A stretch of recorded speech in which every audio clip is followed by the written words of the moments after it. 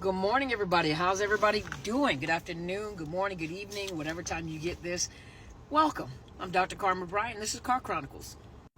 Let's talk about these narcissists and this insatiable appetite for control. These narcissists, and when I say these narcissists, those that have narcissistic personality disorder, there are some common traits in them, a lot of common traits. But one of the things is they have this insatiable appetite to control the people that are around them and let you know that they lack control within. A person that lacks control within has to have control without, has to control their environment, has to control, with OCD, people that have, OCD, a lot of times they feel out of control and they need to control. But a narcissist is always out of control and chaotic. So they have to control what is really, in all honesty, not their in their reach to control, but they have to control something and someone. And when they get with a target or they get with a supply, they want to totally possess the soul. When I say possess the soul, they need total control to a point where, they change your narrative. But they want to get into your mind to control your mind and your thoughts. And that's why I thought about this topic when it talks, I was going to talk, what I am going to talk about is the fact that people do not think in words. We think in imagery. And let me explain how we think in imagery. Now, you can look this up yourself, but it is a mental process of creating or recalling mental images, thoughts, and ideas in your mind through sensory experiences. Let me explain to you, okay? You have visual imagery, seeing things in your mind's eye. You notice like artists do that a lot. They see things, they recall things, they can paint things, but the visual imagery. Then you have auditory image. You can hear, like musicians, they hear music in their head, but the auditory, and this doesn't just apply to musicians and artists, but the auditory, you can hear the sounds, you can hear, the music. That's why a lot of times with PTSD, people are recalling terrible memories through visual, what they see in their mind's eye, recalling the experience and hearing the sounds associated with it. Olfactory, like chefs, they can smell the food in their mind. They know what they want it to smell like or recall how it smelled. Think about it. If I say burnt popcorn, I guarantee you most of you like, ooh, that stinks. So olfactory, smelling, even like in PTSD, smelling things that are not pleasurable and to be triggered by the smell. So olfactory is the smell. Remembering what your grandmother's cakes used to smell like and what the house smelled like. Think about it when you put on a pot of coffee, what the house smells like with that pot of coffee, and you want to go and recreate that smell. So smell certain perfumes that you enjoy. Olfactory. Tactile imagery. I recall being in the military. We used to have to wear those wool sweaters, when it was cold, or we could wear the wool sweaters. It is itchy. I don't like the feeling of wool. But some of you have certain textures that you like and certain textures you don't. The kinetic sand, so the tactile, the feeling, dealing with people that are having psychotic episodes. Those are questions that we ask. Do you have tactile hallucinations?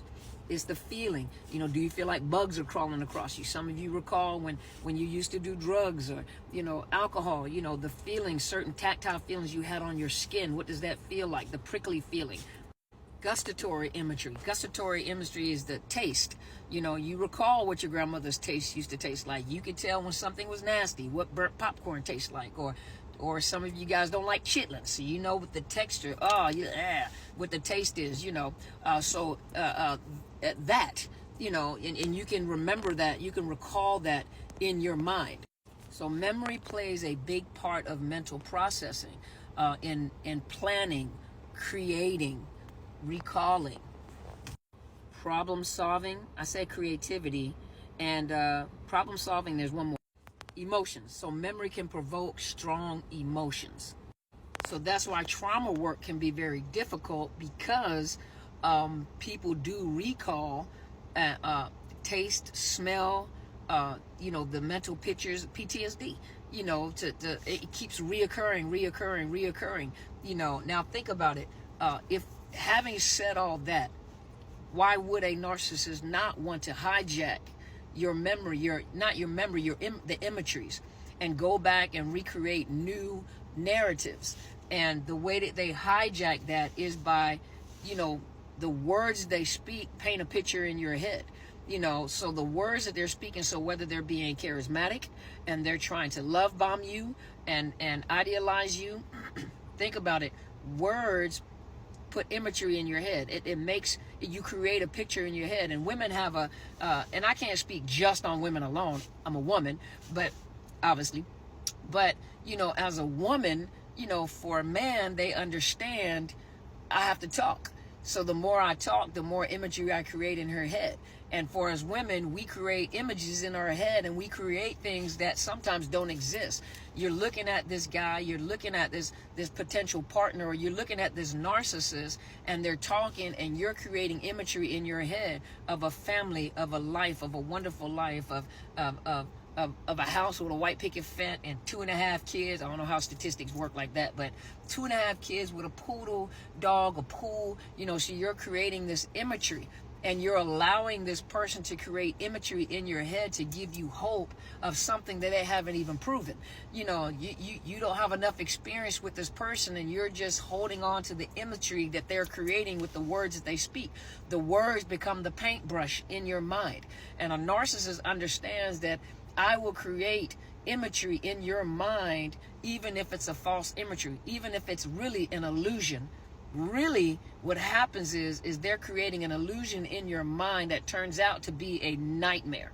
They're creating, later on you wake up and realize that what you drawn in your head is actually a nightmare, But that's what they do. They hijack and that's why so many people, the last thing to go is hope, because they've created this wonderful picture. And really what happens is you created the image in your mind, and you're holding on to something that does not exist. That's why they're master of illusion. They're a master of their words. They're master manipulators, because they need to hijack someone's mind, because once you can get that picture in someone's mind and get them focused on that image, they can make, think about it. If you look around right now while you're listening to this video, just take a look around you and look at all the things that you're looking at. I'm looking at buildings, I'm looking at the cars, I'm looking at, but all that was created out of the mind of somebody. Somebody imagined it, and someone put it together, and someone put it on a blueprint, and then other people helped to create what it was that they saw. So everything, even clothes that we're wearing, someone had it, they were looking at something, someone had it in their mind to create something that have never been created before. And then sometimes people remember something and they add something to that. And so that narcissist wants to hijack the mind, because if I can get this is military thinking too. Those of you that are in the military, the enemy goes after the person that is in charge, which is usually our commanding officers. And if they can hijack the tactical operating center, or what we call the CP, the command post, or it's the command center that houses the commander and all the staff that helps that commander they have the vision, they come up with a battle strategy or a battle plan, they communicate what they see in their head, they add words to it and communicate it to their team being gifted as they are, come up, you have communications, you have signal, you have quartermaster, you have infantry, you have all these people, and you're giving this information to these individuals that are processing and creating imagery and coming up with a plan to help protect the command post, because the commander is the commanding officers that leads the soldiers through war and leads them on a mission. And you have the senior enlisted that takes that image and makes it happen with the troops. So imagine me having described that, and a narcissist understands if I can hijack the command post, I will have control of the rest of the body, because in your mind you make decisions, you have imagery, but they also want to hijack it so it's like imparting parasites in your head that you struggle with later on to try to get this imagery out of your head and change the way that you're thinking. And a lot of you think is, I don't understand. How did I fall for this? How did I start thinking this? I'm an educated man. I'm an educated woman. How did this happen? Because you dealt with a narcissist that is abnormal, an abnormal person that has an insatiable appetite to have power and control over people, things, environments. You're welcome.